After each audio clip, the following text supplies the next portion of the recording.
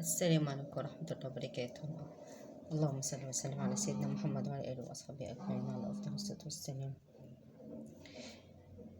احنا طبعا الفترة ديت عندنا موجود الليفت كتير جدا جدا وفي كل مكان. طبعا احنا بنعوز ايه للليفت؟ بنعوز له البنجر.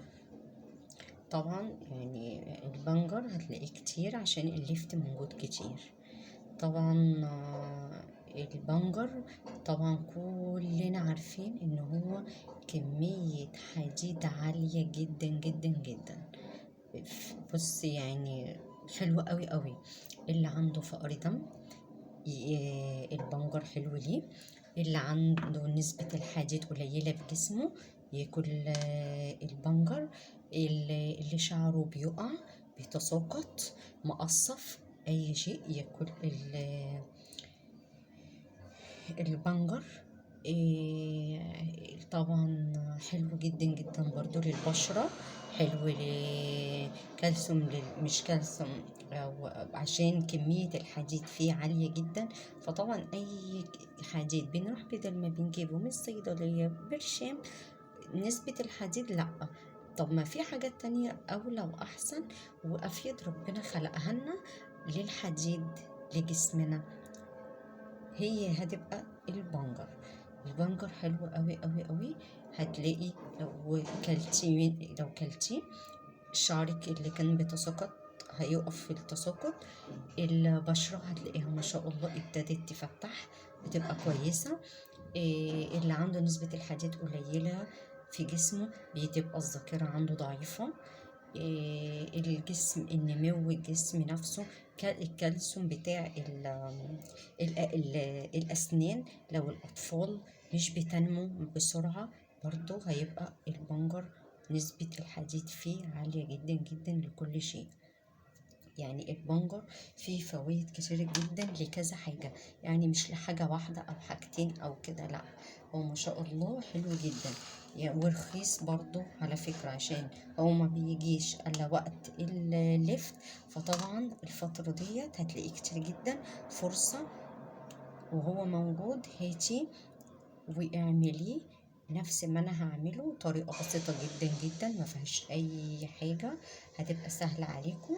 وممكن تجيبوه هتقطعوه وتروحوا شايلينه في الأكياس بتاعت التلاجة وتحطوه في الفريزر. هيبقى برضو حلو جدا وقت ما تيجي تعوزيه هتلاقيه وتعملي. انا بعض ساعات على فكرة بحط جزء منه، مش بحط واحدة كبيرة، يعني ممكن ديت مثلا صغيرة اهي باخد جزء منها وبروح حطاه مع الصلصة بتاعتي.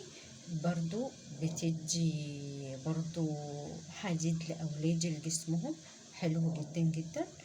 فياريت يعني أي حاجة تبقى ربنا خلقها لنا تكون مفيدة، ياريت نكون نقدر نستخدمها بكثافة عالية ونقدر نشوف نخزنها ازاي، علشان نقدر وقت ان هي بتكون مش موجودة في السوق مش الموسم بتاعها فنقدر ان هي تكون عندنا، نقدر ان احنا نجيبها تكون موجودة عندنا من الفريزر ونستخدمها ونعمل.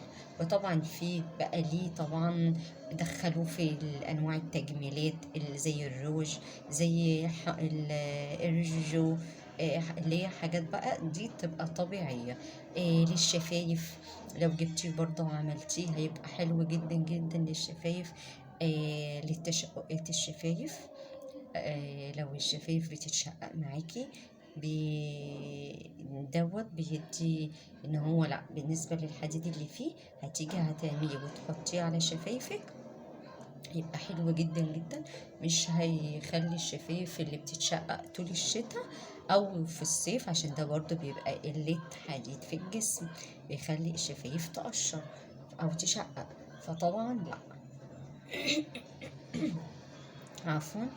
فبرضه ان شاء الله هعمل معاكم طريقة اللي تكون حاجة بسيطة جدا اللي نحطها على زي زبدة الشفايف مثلا كده بالبنجر، عشان للي شفايفه بتقشر او بتشقق في الشتاء او في الصيف.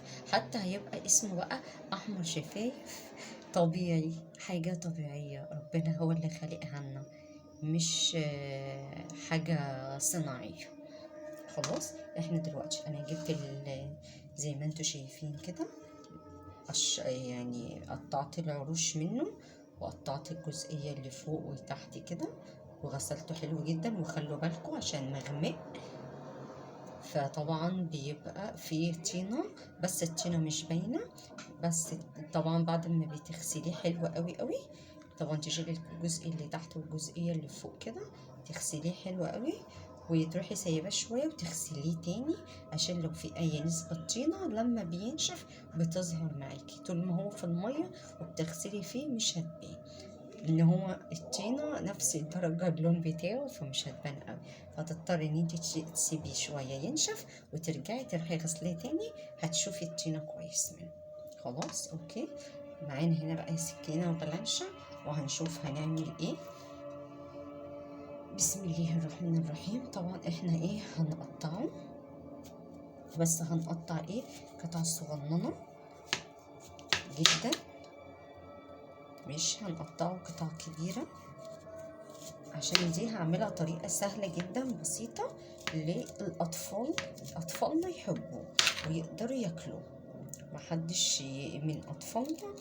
ان احنا اهم حاجه بيبقى بصراحه عندنا هي اطفالنا، ان هي تاكل كل حاجه مفيده في وقتها، زي وجود السبانخ، زي وجود البنجر، زي وجود الموز. الحاجات دي كلها بتبقى حديد، وبتبقى حلوه جدا جدا لاطفالنا. فبنحاول نستعملها على قد ما نقدر، بكميه كبيره فرصه وهي موجوده.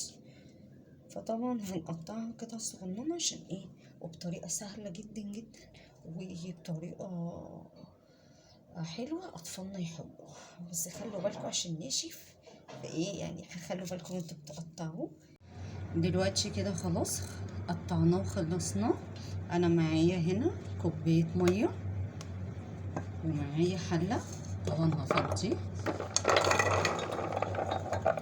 كده كله كده، وهفضي المية عليه. ومعايا كوباية سكر هحطها كده عليه.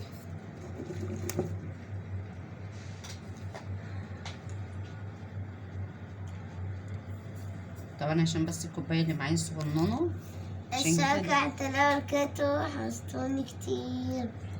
انت تعملي يا ماما؟ طبعا هروح مغطياه كده زي ما هو، واروح حاطاه على الايه البوتاجاز، يستوي براحته على نار هاديه لحد ما يستوي، وهنشوف هنعمل ايه. طبعا نعمل حاجه تدفينا بالمنظر ده كده. خلاص حاجه تدفي. انا متاكد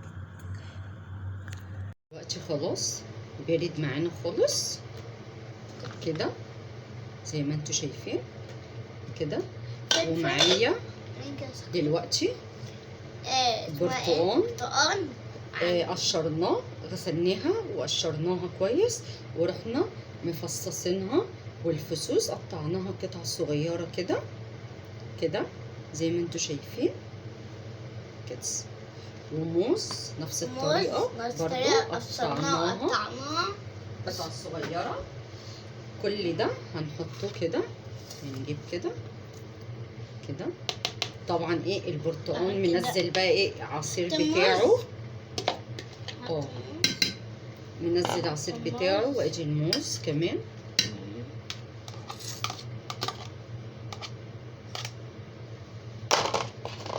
وهنقلب بسم الله الرحمن الرحيم، هنقلب كله في بعضه كده. البنجر كله حديد، الموز كله بوتاسيوم، البرتقال كله فيتامين سي. يعني ده بسم الله ما شاء الله، ممكن وجبة بس منه كده كوباية او طبق. دي بصي دي اعتبر ان هي اكنها وجبة كاملة متكاملة زي ما بيقولوا. فحاجة حلوة وحاجة كويسة جدا وحاجة مفيدة جدا. انا ممكن كمان يعني كنت اضرب برتقانتين يبقى عصير، واروح حطاهم فيه، بس عشان البنجر نفسه والميه اللي احنا حطيناها عليه فخلاص دي انا بالنسبه لي يعني استكفيت بيها، مرضتش ان انا احط تاني. ديت طبعا وجبه منها، طبق كده ولا مج ولا اي حاجه، بسم الله ما شاء الله، تحسي ان انتي كلتي وجبه ليكي او لاولادك. لو انتي مثلا اللي بيعمل رجيم، حلو جدا جدا ليه، اللي بيعمل رجيم حلو قوي قوي. ان هو بدال ما بيتعشى بالليل، لا هياخد كفايه بقي بس كده حبه كوبايه، فبالنسبه له ما شاء الله هيبقى كويس جدا جدا.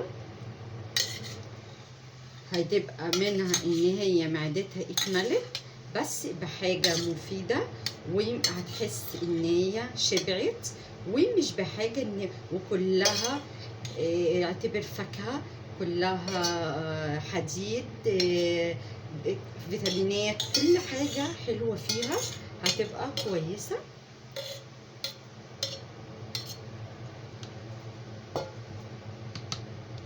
كده زي ما انتوا شايفين كوبايه منها هيبقى بسم الله ما شاء الله، يعني هتبقى حلوه جدا. هنجيب دلوقتي كوبايه كده هنمليها،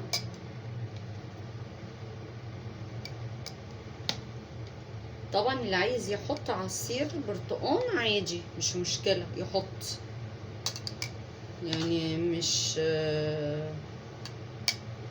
يعني مش غلط او وحش او كده، يعني اللي عايز مثلا يخلي فيها يبقى زي صوص كده كتير او عصير كتير هيحط فيها عادي. خلاص كده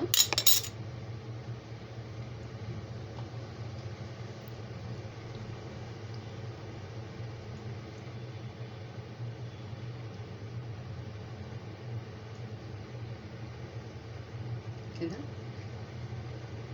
دي وجبة متكاملة والله تحفة جدا جدا للي بيعمل رجيم، اللي ما عندهوش نسبة حديد في جسمه.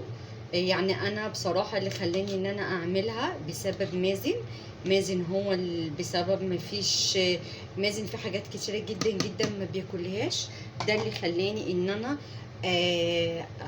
اشوف حاجة كويسة زي كده تكون كلها حديد، وتكون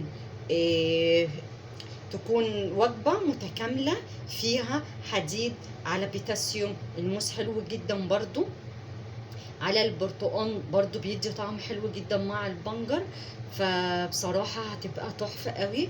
وجربوها وشوفوا، ويا ريت يكون في اثناء الامتحانات اليومين دولت، على اساس الطفل اللي النمو بتاع جسمه قليل فطبعا ما بيعرفش يركز كتير، فلا يحاول ياكل، يعمل له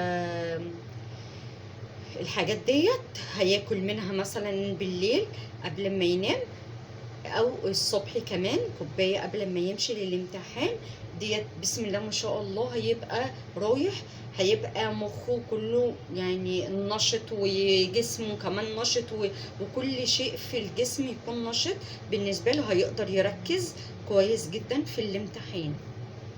ويا رب تكون حاجه سهله جدا وبسيطه جدا، والله فعلا فعلا جميله قوي قوي. وجربوها وشوفوها، اللي حتى مش عايز يجربها في كميه كبيره، جربوها في كميه قليله صغيره وشوفوا كده عجبتكم هتعملوا كميه منها كبيره، ما عجبتكوش خلاص يبقى هي كميه صغيره هتاكلوها لاولادكم بس الفتره دي اثناء الامتحانات بتاعتهم، وبعد كده خلاص. بس يا ريت يا ريت الحاجات المفيده نحاول ان احنا ناكلها لاولادنا وندخل لهم فيها حاجات ان هي تكون كويسه بالنسبه لهم. يعني انا عملتها كده وهي حطيتها في درج وحطها في التلاجة تبقى معايا طول النهار للاولاد، يبقوا رايحين جايين عليها في اثناء المذاكره، على اساس ان هي تبقى حاجه كويسه ليهم. اللي عايز طبعا البنجر في ممكن اطفال كتير ما بتحبوش، فعشان كده سلقناه بسكر. اللي عايز يحط له عسل نحل يكتر القيمة الغذائية بتاعته، يبقى ما يحطوش العسل النحل وهو بيتسلق على البوتاجاز، عشان العسل النحل ما ينفعش يتحط على البوتاجاز، بيفقد القيمة الغذائية بتاعته. لا، بعد ما نخلص خالص ويتسلق هنحليه بالعسل النحل، وهنحط اللي عليه البرتقال والموز. دي برضو هتخلي اطفالنا ان هم يحبوه، لما كل اطفالنا بتحب الفاكهة جدا. لما هندخل لهم البنجر في وسط الفاكهة طبعا ومع العسل النحل، وهيبقى مسكر بالنسبة لهم، هيبقوا حابينه وهيبقى كويس. اللي عايز يقطع البنجر اصغر من كده ويضحك بقى على اولاده، زي ما احنا ساعات كتير بنعملها، بنضحك على اولادنا، ان هو هيقول مثلا إيه اي حاجة هو ممكن يكون بيحبها هيقول له عادي. وطبعا عشان هو مسكر وفي وسط الفاكهة، فمش هيبان طعمه ولا اي حاجة، وهيحبوا طعمه ان شاء الله. ويا ريت نكون عملنا لكم حاجة مفيدة وبسيطة وتكون كويس. والسلام عليكم ورحمة الله وبركاته.